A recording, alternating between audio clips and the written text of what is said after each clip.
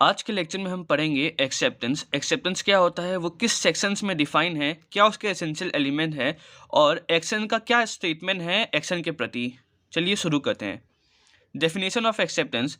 After an offer has been made, the next important, rather most important stage for the transformation or formation of contract is acceptance. Offer के देने के बाद जो सबसे important stage आता है या इम्पॉर्टेंट स्टेप आता है किसी कॉन्ट्रैक्ट के फॉर्मेशन के लिए, ट्रांसफॉर्मेशन के लिए, वो होता है acceptance.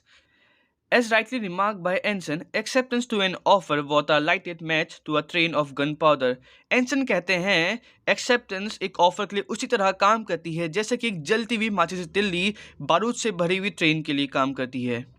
An offer creates no legal rights or duties or obligation unless it has been accepted. जो ऑफर होता है ना ही कोई लीगल राइट, ड्यूटी, ऑब्लिगेशन कुछ भी क्रिएट नहीं करता है जब तक वो एक्सेप्ट ना हो जाए। It is accepted convert an offer into contract. वो एक्सेप्टेंस ही होती है जो एक ऑफर को कन्वर्ट कर देती है हमारे कॉन्ट्रैक्ट में। According to section 2B of Indian contract act के according a proposal when accepted, जब हम एक प्रपोजल को एक्सेप्ट कर लेते हैं, बिकम्स अ प्रॉमिस, वो एक प्रॉमिस बन जाता है जो कि सेक्शन 2B में डिफाइन है। Acceptance has been define in section 2B। जो एक्सेप्टेंस है वो सेक्शन 2B में डिफाइन है इन द फॉलोइंग वर्ड, इस शब्दों में।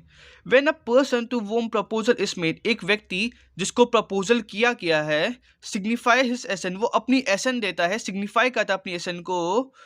अ proposal is said to be accepted, कहा जाता है कि प्रपोजल हमारा एक्सेप्ट हो गया है। A proposal accepted when accepted becomes promise, जब एक प्रपोजल एक्सेप्ट हो जाता है तो एक प्रॉमिस बन जाता है। अब हम पढ़ेंगे essential element of acceptance. Acceptance के एसेंशियल एलिमेंट क्या होते हैं। Acceptance must be absolute and unconditional. Section 7 of Indian contract act बोलता है जो हमारी एक्सेप्टेंस होनी चाहिए वो अनकंडीशनल होनी चाहिए और एब्सोल्यूट होनी चाहिए। अगर हमने एक्सेप्टेंस में कोई कंडीशन लगा दी है तो क्रॉस ऑफर बन जाएगा, ना कि एक्सेप्टेंस।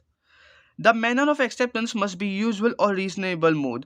जो मैनर होना चाहिए एक्सेप्टेंस का वो यूजुअल हो और रीजनेबल हो। जैसे कि अगर सामने वाली पार्टी ने आपको लेटर के जरिए आपको ऑफर दिया है तो ये माना जाता है कि आप ऑफर जो उसका एक्सेप्ट करें वो भी लेटर के जरिए एक्सेप्ट करें, तो एक यूजुअल और रीजनेबल मैनर माना जाता है। एक्सेप्टेंस मस्ट बी कम्युनिकेटेड, ये मोस्ट इंपॉर्टेंट एसेंशियल एलिमेंट है एक्सेप्टेंस का। एक्सेप्टेंस को कम्युनिकेट किया जाना चाहिए सामने वाली पार्टी तक जिसने वो किया है या प्रपोजल तक। अगर एक्सेप्टेंस आपने एक्सेप्ट कर लिया पर कम्युनिकेट नहीं हुआ तो एक्सेप्टेंस हमारा प्रॉमिस में कन्वर्ट नहीं होगा।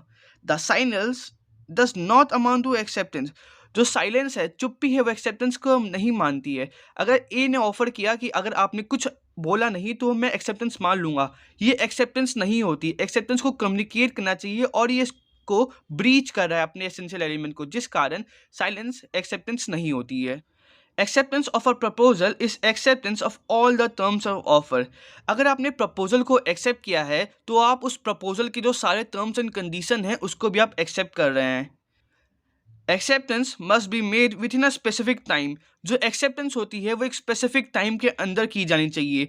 अगर टाइम लिमिट ज़्यादा हो गई तो आपकी एक्सेप्टेंस वॉइड हो जाएगी।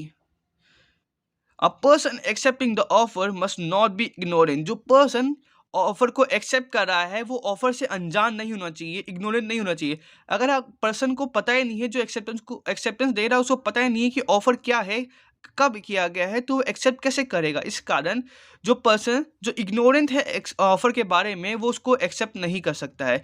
इसका फेमस केस है Lalman Shukla versus Gauri Datt. A mere answer to the question can neither constitute an offer nor an acceptance.